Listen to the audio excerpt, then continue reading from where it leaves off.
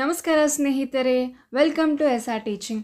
ನೀವೇನಾದರೂ ನಮ್ಮ ಚಾನಲ್ಗೆ ಹೊಸಬರಾಗಿದ್ದರೆ ಚಾನಲನ್ನು ಸಬ್ಸ್ಕ್ರೈಬ್ ಮಾಡ್ಕೊಳ್ಳಿ. ಮುಂದಿನ ಎಲ್ಲ ಅಪ್ಡೇಟ್ಸ್ ನೋಟಿಫಿಕೇಷನ್ಗಾಗಿ. ಇವತ್ತಿನ ಈ ವಿಶೇಷ ತರಗತಿಯಲ್ಲಿ ನಾವು ಸೈನ್ಸ್ ಸಬ್ಜೆಕ್ಟನ್ನು ಬ್ಲೂ ಪ್ರಿಂಟ್ಸನ್ನು ನೋಡ್ಕೊತ ಹೋಗೋಣ. ಸೈನ್ಸ್ ಅಂತೇಳಿ ಬಂದಾಗ ಇಲ್ಲಿ ನಾವು ಫಿಸಿಕ್ಸ್, ಕೆಮಿಸ್ಟ್ರಿ, ಬಯೋಲಾಜಿ ಮತ್ತು ನಿತ್ಯ ಜೀವನದಲ್ಲಿ ವಿಜ್ಞಾನ ಅಂತಕ್ಕಂಥದ್ದು ಅಪ್ಲೈಡೆಡ್ ಕ್ವಶನ್ಸನ್ನು ಸ್ಟಡಿ ಮಾಡಬೇಕಾಗ್ತದೆ. ಮೋಸ್ಟ್ ಇಂಪಾರ್ಟೆಂಟ್ ಚಾಪ್ಟರನ್ನು ಬ್ಲೂ ಪ್ರಿಂಟನ್ನು ಇಂದಿನ ಈ ಸೆಷನಲ್ಲಿ ನೋಡ್ಕೊತ ಹೋಗೋಣ. ಫಸ್ಟ್ ಒನ್, ರೋಗಗಳ ಮೇಲೆ 230+ ಟೈಮ್ ಪ್ರಶ್ನೆಗಳು ಬಂದಿದೆ ಅಂತಕ್ಕಂಥದ್ದು. ಯಾವ್ಯಾವ ಮೇಲೆ ಬಂದಿದೆ ಅಂತಕ್ಕಂಥದ್ದು ನೋಡ್ಕೊತ ಹೋಗೋಣ. ಫಸ್ಟ್ ಒನ್, ಇಲ್ಲಿ ಬ್ಯಾಕ್ಟೀರಿಯಾದಿಂದ ಬರುವಂತಹ ರೋಗಗಳು ಯಾವ್ಯಾವ ಅಂತಕ್ಕಂಥದ್ದು ಕೇಳ್ತಾರೆ. ಅದೇ ರೀತಿ ವೈರಸ್ನಿಂದ ಬರುವಂತಹ ರೋಗಗಳು. ನೆಕ್ಸ್ಟ್, ಶ್ರೀಲಿಂಧಗಳಿಂದ ಬರುವಂತಹ ರೋಗಗಳು ಯಾವ ಅಂತಕ್ಕಂಥದ್ದು.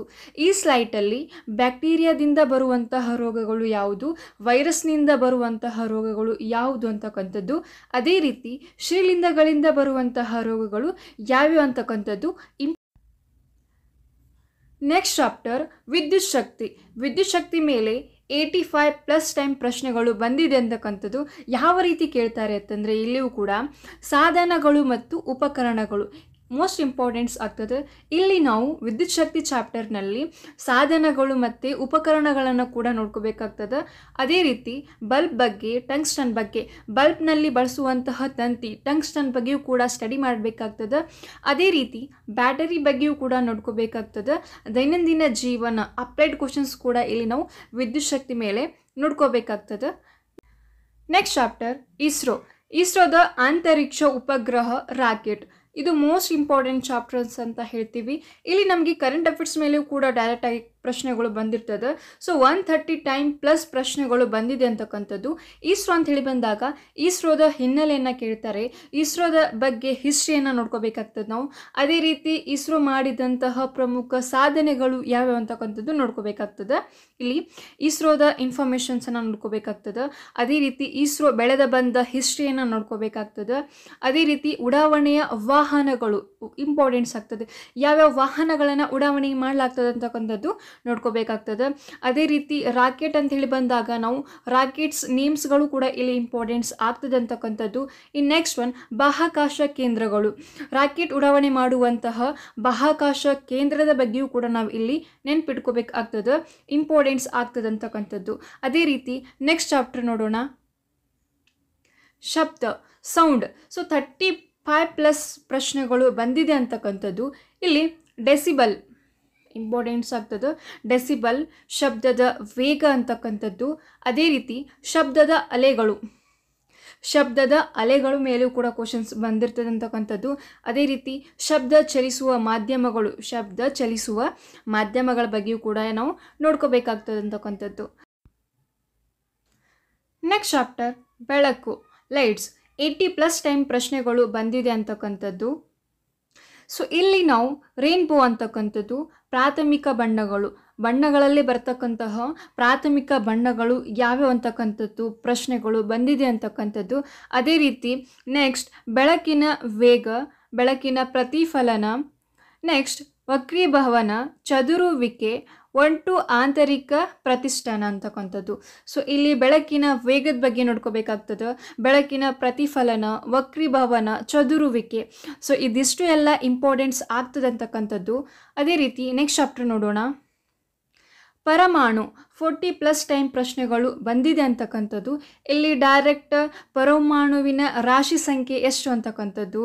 ಎಕ್ಸಾಂಪಲ್ ಆಗಿ ರಾಶಿ ಸಂಖ್ಯೆ, ಪ್ರೋಟಾನ್ ಮತ್ತು ನ್ಯೂಟ್ರಾನ್, ಧಾತುಗಳ ಮಿಶ್ರಣ, ಸಂಯುಕ್ತಗಳು ಅಂತಕ್ಕಂಥದ್ದು, ಪ್ರೋಟಾನ್ ಮತ್ತು ನ್ಯೂಟ್ರಾನ್. ಮತ್ತು ಇಲ್ಲಿ ಕೆಲವೊಂದು ಸೆಂಟೆನ್ಸನ್ನು ಕೇಳಿರ್ತಾರೆ, ನಿಯಮಗಳಂತಕ್ಕಂಥದ್ದು. ಸೊ ಯಾರ ನಿಯಮ ಏನನ್ನು ಹೇಳ್ತಾರೆ, ಆ ನಿಯಮವನ್ನು ಯಾರು ಕಂಡು ಹಿಡಿದ್ರು ಅಂತಕ್ಕಂಥದ್ದು. ಸೊ ಈ ರೀತಿ ಕ್ವಶನ್ಸ್ ಬರ್ತದೆ ಅಂತಕ್ಕಂಥದ್ದು. ನೆಕ್ಸ್ಟ್ ನೋಡೋಣ,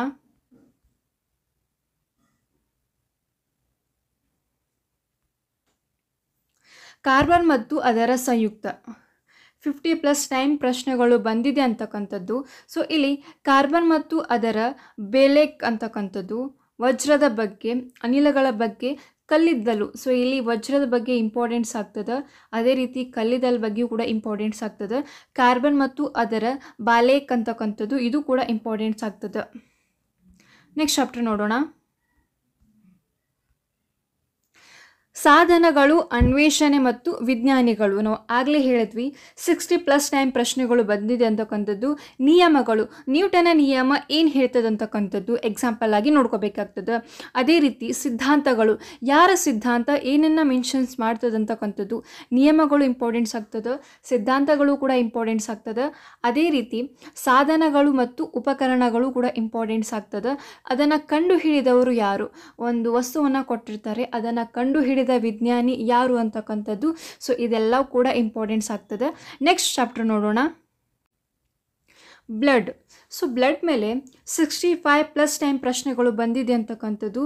ಗುಂಪು, ರಕ್ತದ ಗುಂಪು ಎಕ್ಸಾಂಪಲ್ ಕೊಡ್ತಾರೆ, ಇದು ಯಾವ ರಕ್ತದ ಗುಂಪು ಅಂತಕ್ಕಂಥದ್ದು. ಸೊ ಇಲ್ಲಿ ಗುಂಪುಗಳ ಬಗ್ಗೆ ಕೂಡ ಇಂಪಾರ್ಟೆನ್ಸ್ ಆಗ್ತದೆ. ಅದೇ ರೀತಿ ಯೂನಿವರ್ಸಲ್ ಅಂತಕ್ಕಂಥದ್ದು, HI ಹೋಮೋಗ್ಲೋಬಿನ್ ಅಂತಕ್ಕಂಥದ್ದು. ಸೊ ಇದೆಲ್ಲವೂ ಕೂಡ ಇಂಪಾರ್ಟೆನ್ಸ್ ಆಗ್ತದೆ ಈ ಸ್ಲೈಟಲ್ಲಿ. ನೆಕ್ಸ್ಟ್ ನೋಡೋಣ, ಗ್ರಂಥಿಗಳು. 35+ ಪ್ರಶ್ನೆಗಳು ಬಂದಿದೆ ಅಂತಕ್ಕಂಥದ್ದು. ಯಾವ್ಯಾವ ಮೇಲೆ ಕೇಳಿದ್ದಾರೆ ಅಂತಕ್ಕಂಥದ್ದು ನೋಡೋಣ. ಗ್ರಂಥಿಗಳು ಮತ್ತು ಅದರ ಕಾರ್ಯಗಳು, ಗ್ರಂಥಿಗಳ ವಿಶೇಷತೆ, ಗ್ರಂಥಿಗಳ ರೋಗಗಳು, ಹಾರ್ಮೋನ್. ಆಗಲೇ ಹೇಳಿದ್ವಿ ಗ್ರಂಥಿಗಳು ಮತ್ತು ಅದರ ಕಾರ್ಯಗಳು ಏನೇನು ಅಂತಕ್ಕಂಥದ್ದು, ಗ್ರಂಥಿಗಳ ವಿಶೇಷತೆ, ಪಿಟ್ಯೂಟರಿ ಗ್ರಂಥಿ, ಸೊ ಬೇರೆ ಬೇರೆ ರೀತಿ ಗ್ರಂಥಿಗಳ ವಿಶೇಷತೆ ಏನು ಅಂತಕ್ಕಂಥದ್ದು, ಗ್ರಂಥಿಗಳ ರೋಗಗಳು, ಅದೇ ರೀತಿ ಹಾರ್ಮೋನ್ಸ್ಗಳು. ಸೊ ಇದೆಷ್ಟವುಗಳ ಇಂಪಾರ್ಟೆನ್ಸ್ ಆಗ್ತದೆ ಅಂತಕ್ಕಂಥದ್ದು. ನೆಕ್ಸ್ಟ್ ನೋಡೋಣ, ವಿಟಾಮಿನ್ಸ್ಗಳು. 55+ ಪ್ರಶ್ನೆಗಳು ಬಂದಿದೆ ಅಂತಕ್ಕಂಥದ್ದು. ಸೊ ಇಲ್ಲಿ ವಿಟಾಮಿನ್ಸ್ಗಳು, ಫಾರ್ ಎಕ್ಸಾಂಪಲ್ ವಿಟಾಮಿನ್ಸ್ ಅನ್ನು ಕೊಟ್ಬಿಟ್ಟು ಇದು ಯಾವ ವಿಟಾಮಿನ್ಸನ್ನು ಕೇಳ್ಬೋದು. ಅದೇ ರೀತಿ ಕೊರತೆಯಿಂದ ಬರುವ ರೋಗಗಳು, ವಿಟಾಮಿನಿಂದ ಬರುವ ಅಥವಾ ವಿಟಾಮಿನ್ ಕೊರತೆಯಿಂದ ಬರುವಂತಹ ರೋಗಗಳು ಯಾವ್ಯಾವ ಅಂತಕ್ಕಂಥದ್ದು. ಸೊ ವಿಟಾಮಿನ್ನ ಮೂಲ ಆಹಾರ, ಇದು ಎಲ್ಲವೂ ಕೂಡ ಇಂಪಾರ್ಟೆನ್ಸ್ ಆಗ್ತದೆ. ನೆಕ್ಸ್ಟ್ ಚಾಪ್ಟರ್ ನೋಡೋಣ, ವಾಟರ್, ನೀರು. 65+ ಪ್ರಶ್ನೆಗಳು ಬಂದಿದೆ ಅಂತಕ್ಕಂಥದ್ದು. ನೀರಿನ ಲಕ್ಷಣ, ಅದೇ ರೀತಿ ಹೆವಿ ವಾಟರ್, ಅದೇ ರೀತಿ ಬೋಲ್ಡಿಂಗ್ ಪಾಯಿಂಟ್ ಅಂತಕ್ಕಂಥದ್ದು. ಮಂಜುಗಡ್ಡೆ ಮೇಲೆ ಪ್ರಶ್ನೆಗಳು ಕೂಡ ಬಂದಿದೆ. ಆಲ್ಮೋಸ್ಟ್ ಮಂಜುಗಡ್ಡೆ ಮೇಲೆ ಪ್ರಶ್ನೆಗಳು ಸಾಕಷ್ಟು ಬಾರಿ ಕೇಳಿದ್ದಾರೆ ಅಂತಕ್ಕಂಥದ್ದು. ನೆಕ್ಸ್ಟ್ ನೋಡೋಣ, ಆ್ಯಸಿಡ್ ಅಂತಕ್ಕಂಥದ್ದು. 40+ ಟೈಮ್ ಪ್ರಶ್ನೆಗಳು ಬಂದಿದೆ. ಫಾರ್ ಎಕ್ಸಾಂಪಲ್ ಇವಾಗ ನಿಂಬೆ ಹಣ್ಣಿನಲ್ಲಿ ಇರುವಂತಹ ಆ್ಯಸಿಡ್ ಯಾವುದು ಅಂತಕ್ಕಂಥದ್ದು. ಸೊ ಸಿಟ್ರಿಕ್ ಆ್ಯಸಿಡ್ ಅಂತ ಹೇಳ್ತೀವಿ. ಸೊ ಅದೇ ರೀತಿ ಆ್ಯಸಿಡ್ ಮೇಲೆಯೂ ಕೂಡ ಕ್ವಶನ್ಸ್ ಬಂದಿದೆ ಅಂತಕ್ಕಂಥದ್ದು. ನೈಸರ್ಗಿಕ ಆಮ್ಲ, pH ಮೌಲ್ಯ, ಆಮ್ಲಗಳ ಉಪಯೋಗ, ಆ್ಯಸಿಡ್ನಿಂದ ಆಗುವಂತಹ ಉಪಯೋಗಗಳು ಯಾವ್ಯಾವ ಅಂತಕ್ಕಂಥದ್ದು. ಸೊ ಆ್ಯಸಿಡು ಕೂಡ ಇಂಪಾರ್ಟೆನ್ಸ್ ಆಗ್ತದೆ ಈ ಪಾಯಿಂಟ್ಸ್ ಅಂತಕ್ಕಂಥದ್ದು. ನೆಕ್ಸ್ಟ್ ನೋಡೋಣ, ನೆಕ್ಸ್ಟ್ ಇಲ್ಲಿ ಪ್ರಾಪರ್ಟಿ ಚಾಪ್ಟರ್ಸ್ ಅಂತಕ್ಕಂಥದ್ದು. ಸೊ ಇಲ್ಲಿ ಲಿಸ್ಟ್ ಮಾಡಿದ್ದೀವಿ. ಗುರುತ್ವಾಕರ್ಷಣೆ ಮೇಲೆ 30+ ಟೈಮ್ ಪ್ರಶ್ನೆಗಳು ಬಂದಿದೆ ಅಂತಕ್ಕಂಥದ್ದು.